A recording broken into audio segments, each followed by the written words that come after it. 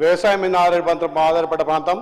మా పక్కనే ఉన్నటువంటి తపాష్పల్లె నవాపేట గతంలో కాంగ్రెస్ పార్టీ కట్టింది.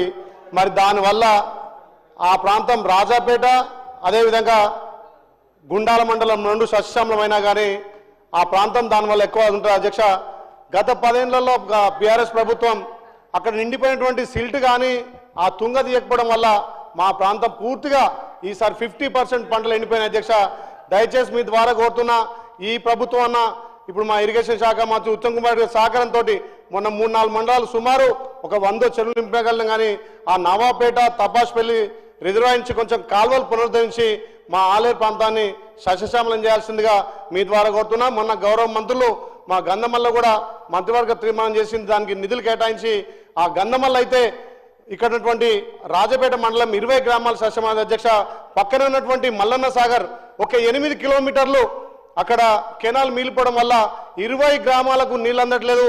తాగునీరుకు సాగునీరుకు ఇబ్బంది ఉంది. అధ్యక్ష, దయచేసి మీ ద్వారా కోరుతున్నా అవి చేయాల్సి. మొన్న జరిగినటువంటి మా ఎలక్షన్లలో రాష్ట్రంలో ఉన్నటువంటి రేషన్ డీలర్లంతా కూడా కాంగ్రెస్ పార్టీకి బాగా సపోర్ట్ చేశారు. అధ్యక్ష, ఎలక్షన్ మేనిఫెస్టోలో కూడా ఇచ్చినాం. వాళ్ళకు మన కాంగ్రెస్ పార్టీ ఉన్నప్పుడు 9 రకాల సరుకులు ఇచ్చేది అన్ని ఉండే. ఇప్పుడు బీఆర్ఎస్ వచ్చినాక ఓన్లీ బియ్యం బంధమైనాయి. నేనే మా ఇరిగేషన్ శాఖ మార్చులు ఉగాది నుంచి సన్న బియ్యం ఇస్తున్నారు, ప్రజలంతా సంతోషపడుతున్నారు.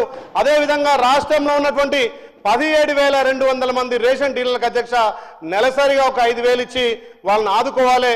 క్వింటాల్కు 300 కమిషన్ ఇస్తామని చెప్పి మనం గతంలో మేనిఫెస్టోలో చెప్పినాం. కాబట్టి ఆ రేషన్ డీలర్లను మన ప్రభుత్వం ఆదుకుంటే రేపు భవిష్యత్తులో కూడా మనకు అన్ని గ్రామాలలో వాళ్ళ సేవలు ఉంటాయి. కాబట్టి తప్పకుండా రేషన్ డీలర్లను మన ప్రభుత్వం ఆదుకుంటామని నేను మీ ద్వారా తెలియజేస్తున్నాను సార్. థ్యాంక్ యూ అధ్యక్ష.